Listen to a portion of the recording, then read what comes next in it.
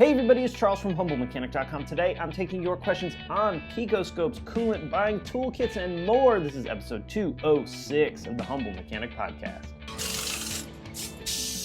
All right, in order to get a question on a show like this, email me, charles@HumbleMechanic.com. Put question for Charles in the subject. Ask the question right at the top. Then give me some space and give me the details and the information of your question so I know what your question actually is.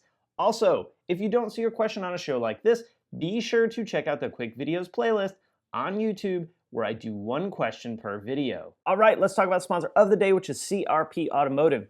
CRP deals in a ton of OE maintenance and repair parts, timing belt kits, suspension components, and even fluids. In fact, they make the factory DSG fluid for Volkswagen and Audi. So check them out at crpautomotive.com. And remember, if you want exclusive content as well as discounts to places like Black Forest, Eurowise, MT Knives, Sonic Tools, Kerma TDI, and more, check out the Crew Membership Program. If you are buying car parts in the European car world, you're almost guaranteed to make money on joining the premium membership. So check that out, link down in the description. All right, all that's wrapped up. Let's jump into the questions. First one up, I'm thinking about buying a Pico scope to be able to see waveforms and stuff. As I'm a DIYer, I would like to hear your opinion about it.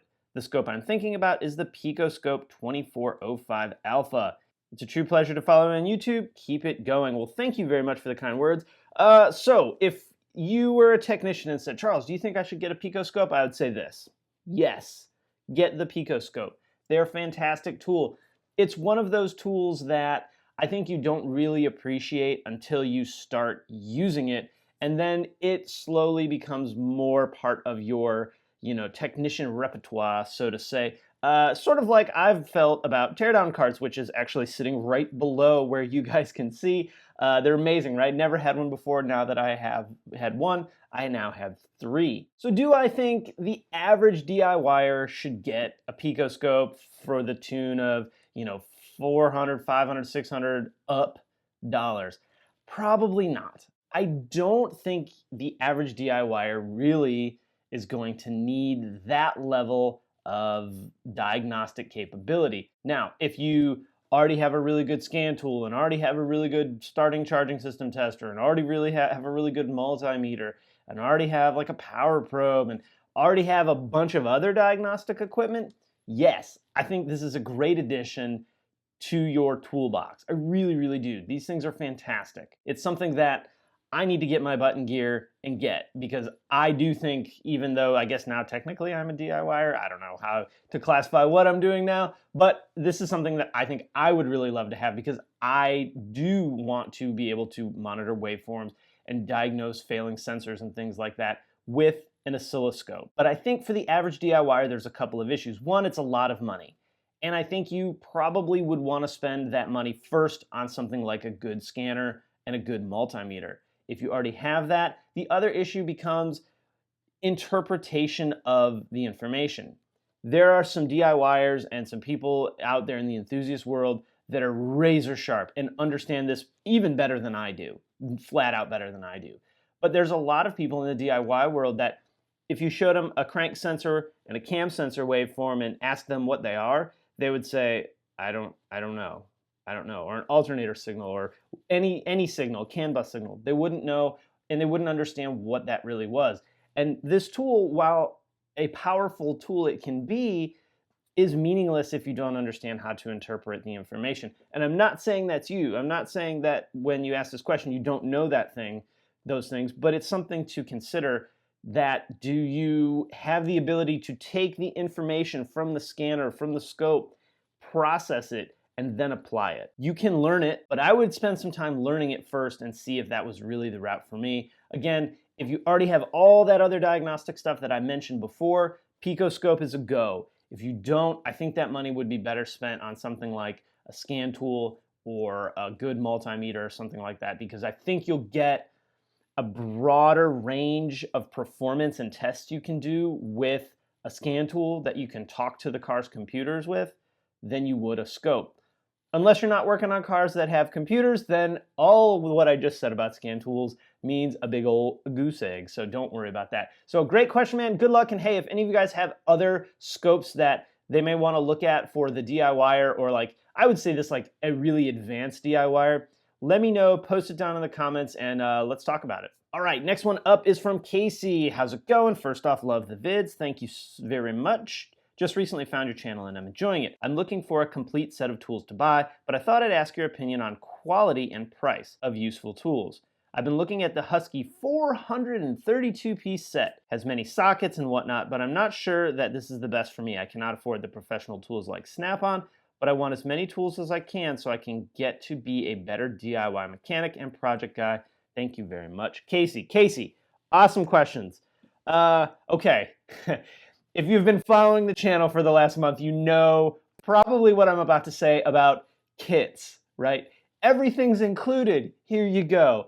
I've struggled a lot with kits, not in the tool world right now, but performance kits and parts kits and add-on kits and upgrade kits. I spent a couple of days helping a buddy out with his big break upgrade kit, and the company that put the kit together. Every time I say kit, picture me doing air quotes. Every part of the kit had problems with it. So I'm not in love with the kit right now. But let's talk about a tool kit. So I looked on this Husky 432-piece kit, which sounds like a really good deal. There is a lot of stuff in it, but here's what I want you guys to remember. And I've been burned on this too, so don't feel bad if you're like, I feel like I got screwed now after listening to what Charles said. It's fine, because I did the same, exactly the same thing when I was first starting out as a DIYer or thinking about going to tech school. I bought a tool kit, a Craftsman tool kit, and it had sockets and wrenches and ratchets and all the stuff that you need to have. You know what else it had? A crap load of things that I didn't need. It had like 80 Allen wrenches. 80, it might not have been 80, but it had a ton of Allen wrenches. I can tell you where those Allen wrenches are right now. They're in a box somewhere in my shed because I don't use them. Every once in a while I'm like, I need to cut an Allen. I wish I knew where they were. Other than that, don't use them, have barely used them at all. This kit in particular has that, ton of Allen wrenches, which are important tools, and it has bits. Little bits, little Phillips bits, little flathead bits, probably Torx bits, on and on and on, all across the bit world. These tools are fine. I have a lot of bits. I think you should have these same bits. If you're playing a drinking game, you're probably smashed by the amount of times I've said bits. So these are important tools, but I just don't love the idea of getting all that stuff. And you figure it was 432 pieces, 80, 90, 100, 60, I don't know. A good chunk of those tools are simply Allen wrenches and bits. What I like better is to come down, get a smaller kit, get a 3/8 drive kit. Okay, so you're gonna be a DIYer. What kind of car are you working on? American car? You're working on an import car. If you're working on an American car, you need both. If you're working on an import car, like a German car or a Honda or something, you can probably get away with just the metric stuff. Start small. Get a set of 1/4-inch drive. Get a set of 3/8 drive from, 8 to 20, and a couple of wrenches or a couple of ratchets, a couple of extensions. You'll find that might actually maybe not be cheaper in the long run, but it will be nice because you can get them in the nice cases if that's how you like to organize your tools.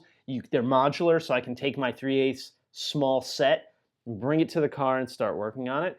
You don't have to spend then a bunch more money on ways to organize tools, because let me tell you guys, tool organization, it's expensive. My favorite up to this point are the Westling ones. I've done reviews on them. I'll try and find a link to put down, up in the corner or down in the description. I love them, but they're still expensive. It's another $100 just to organize your sockets. And then you still have a bunch of other stuff that needs to be organized. So keep that in mind too when you're looking at that. You basically get a box of tools, right? Keep that in mind as well. You're gonna want them to be organized. That's important. So what I would do is figure out the work I'm gonna start out doing. Look at what the common fasteners are. If you were doing this with Volkswagen, you would want 8 through 19 sockets, 1/4-inch and 3/8 drive. You'd probably want a handful of 1/2-inch drives. You'd want Allen bits or Allen sockets. I like them to go on my ratchets much better most of the time than the little keys that you can get or you would get with a kit like this. Look at getting a decent set of wrenches, box wrenches, open and close. That's an area where honestly I think spending the extra money on a Snap-on set is worth every penny of it. but you're not there yet. You're not there yet. Get Husky, get Cobalt, get Craftsman. I don't care at this point. You just want to get enough tools to start getting going. Go that route, man. I like the mindset of buying a kit and what it gives you, everything all at once, but I think if you do your homework, catch sales at Home Depot or Lowe's. I think the quality's fine, by the way. Don't worry about that. Catch the sales. You'll probably get better tools for what you want and you need, or more tools for what you need than getting a bunch, using a third of them, and then the rest of them just sitting in the back of the toolbox because you never use them. There's sockets that I bought in my kit, 16 something years ago that I've used 0 times. So just keep that in mind. I'm not going to hate on you for buying that kit, just a couple of other things you really want to think about before you fork over that kind of money for all those tools. All right, next up it comes from Julian. He's got a question about cooling system purge. I changed my water pump on my Mark 6 TSI 2.0 turbo. How do I purge the system because it has air and the thermostat does not open and water does not run and the fan starts to run at 220 and never off? Okay, let's talk about the cooling system bleeding. And then you might have something else going on, but I think if you got air in the system, you can run into these problems. Basically, if there's air in the system, it's that coolant temp sensor in the water pump is measuring the air temperature, or half air, half coolant, and it's not getting accurate readings. Or what happens is it starts to cavitate, it starts to whip the coolant in there. Problems, right? You also have to worry about the pressure changes in the cooling system when there's too much air in it. Air in the cooling system is bad. It's not catastrophically bad like a safety concern like air in your brake lines, but it can be bad. It can be bad news. So good job on DIYing the water pump. Officially, the correct way to do this is to have a tool. What it does is once you're done with the repair, you hook it up to the coolant bottle, it pulls a vacuum on the cooling system, you turn some dials, and then it fills the cooling system up and bleeds the air that way. This is the correct way to do it. This is the repair manual way to do it. And this is the way you're probably not going to do it, because I'm guessing you're not going to want to spend another $150 on buying a tool. If you don't want to buy the tool, which the Volkswagen factory tool is really not that much, it's really like 150 bucks, well worth it if you're doing cooling system repairs at any kind of scale. But for you on one repair, it's probably not. So a couple of things we can do. When the car is cold, raise the front end up. And I'm not talking like this far, I'm talking like wheel off the ground. If you have jack stands, get them up all the way or one down from all the way. If you have ramps, ride it up on ramps. That's kind of the height you want it to be.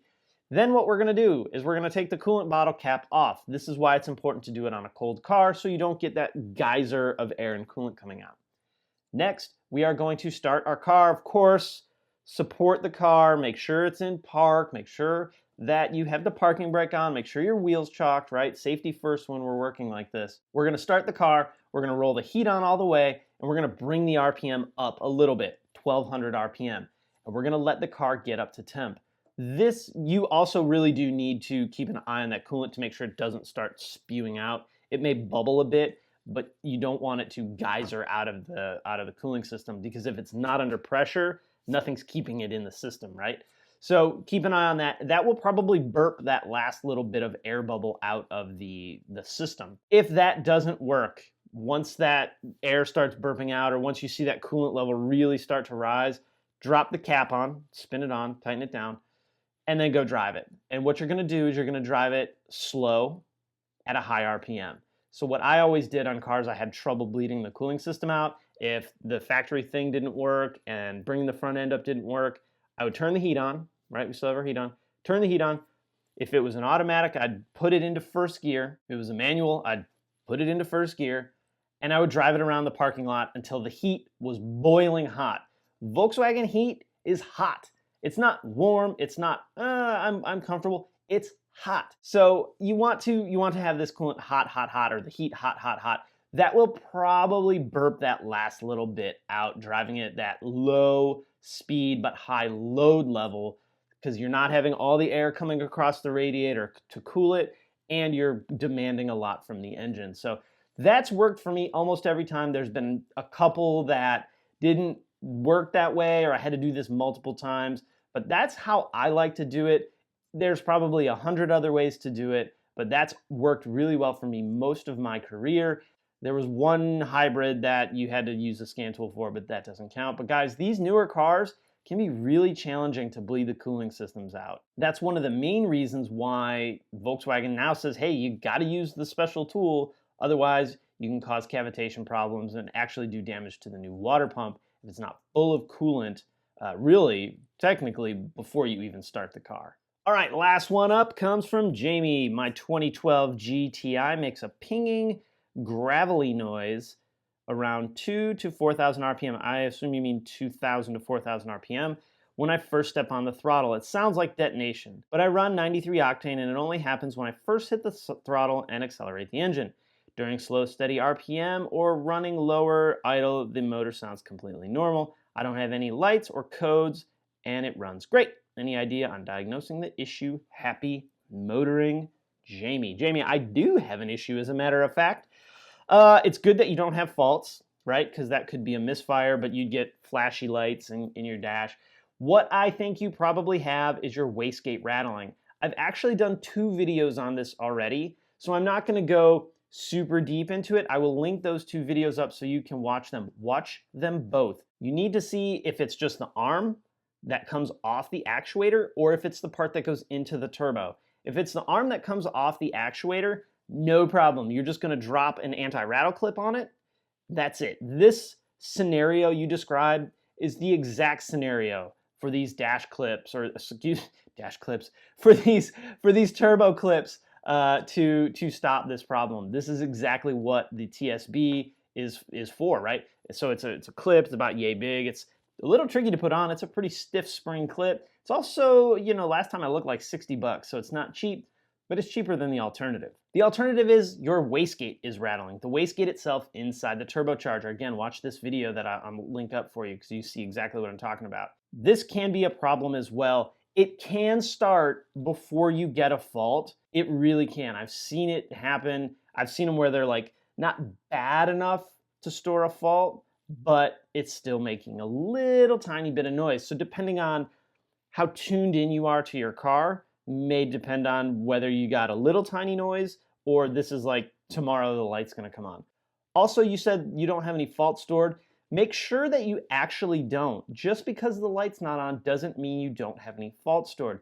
This code usually, or this fault problem usually comes with like a P0299, I think, fault code, an underboost fault. Go and check the actual codes. If you have one of those generic code readers, it may not do it. You may need an actual scan tool to see like a pending code, which is what most of them are called. So man, it's probably just this. This is, again, perfect scenario for this problem. Check that spring clip thing. You can crawl underneath your car, or you can kind of see from the top with the mirror and see if it's got a clip on the wastegate. As the arm comes over, it'll attach to another arm, and then that goes into your turbocharger. That spring clip goes at the junction of those 2 arms. It'll have like I said, a clip about, yay big like that on it. So you'll know right away because it'll be like, oh, there's a clip on it. You can buy that. You can install it yourself. It's not hard. Do it from the bottom up. Do it on a cold car because those turbochargers are the hottest part of your exhaust. And see if that fixes it. That's probably what I would do. So guys, great bunch of questions. Jamie, I hope that helps you, by the way. And I hope that's all it is, because this problem could get way, way, way deeper and very, very expensive and very unhappy. Also, make sure your timing chain tensioner is good, right? I'm kind of leaning on the turbocharger side of this, but you really want to make sure that timing chain tensioner is good. That's not common scenario for timing chain tensioner failure, but you got a 12, it's borderline that model year, pull the plug off, check it. Again, I've done a video on that too, so I'll try and link that up for you, or just do a quick search on how to do it on YouTube. You'll find my video. And make sure that's not a problem either. Those are the 2 that could get big, big bucks. All right, guys, I'm gonna wrap it up there. If you have questions or comments about today's show, you know what to do. If you like the video, thumbs up, always appreciate that. Don't forget to subscribe right here on YouTube or over on the blog at HumbleMechanic.com. Hey, one other thing, audio-only versions of this show coming very, very soon. Working out some bugs with the website, but that you guys have been asking me about for a long time. I've been trying to do it for a long time, finally able to make it happen. So if you're looking or listening for the audio-only versions, iTunes, Stitcher, coming very, very soon. Remember, if you want to help support the show as well as get yourself some exclusive content from me and discounts from places like S&P Automotive, Mechanic, Kermit TDI, and Sonic Tools, check out the Crew Membership program. If you want to support the show, you can also hit up the Patreon, as well as use my Amazon link. That's the freest way to help support the work that I do. So if you get some value out of that, hit that Amazon link, do all your Amazon shopping. It costs you $0 more than you spend anyway, and I get a little bump for it, which really does help out a lot. You can follow me on Facebook, Twitter, Instagram, and if you are on those, I highly recommend that you do because I post different stuff all the time. All right, guys, thanks so much for watching, and I'll see you next time. Oh, and shout out to Saab Kyle for the new hat. This thing's really rad. Appreciate you, buddy.